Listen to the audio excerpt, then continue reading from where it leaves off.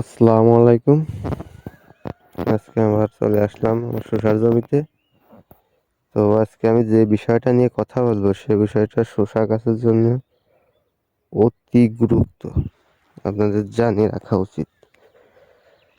একটা সমস্যা হলে সে সমস্যাটা সমাধান করতে হবে কিভাবে সেটাও জানা দরকার, বা সমস্যাটা হচ্ছে কেন সেটাও জানার দরকার। তো যে সমস্যাটা নিয়ে আমি আপনাদের সাথে আজকে কথা বলবো সে সমস্যাটা আপনার শসা গাছের গুড়া পচা রোগ। শসা গাছের গুড়া পচা রোগ মানে ধরলে কি সমস্যা হয় বা এর সমাধান কি সেটা নিয়ে আমি আপনাদের সাথে কথা বলবো। আপনার আমার জমিতেও আর কি এই রোগটা আসছিল, তো যাই হোক আমি রিকভারি করছি, এখন আল্লাহর রহমতে সমস্যা নাই। তো এই দেখেন, আসলে এই গাছটার গ্রোথ কত সুন্দর দেখেন। এই গাছটা মাশাআল্লাহ জালি টালি সব আছে। এই গাছগুলি একবারে ছোট, দেখছেন? এই গাছগুলি একবারে ছোট।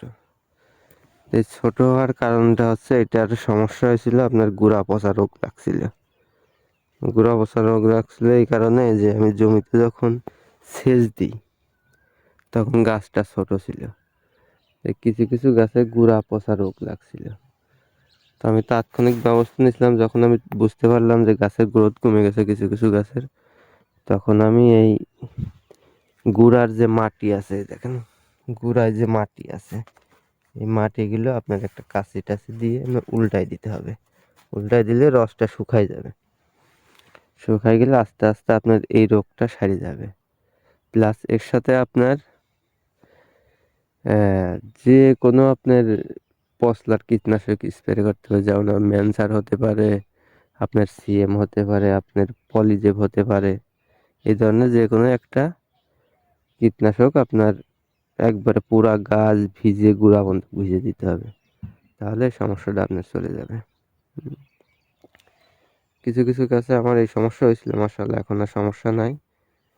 তো সেই গাছগুলো অবশ্য একটু ছোট আছে, যাই হোক আলহামদুলিল্লাহ আর সমস্যা মনে হয় হবে না।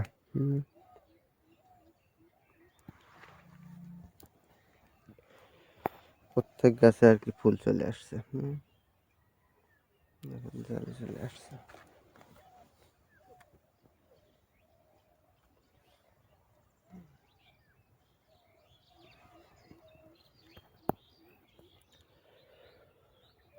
ওকে, সবাই ভালো থাকবেন, আমার জন্য দোয়া করবেন।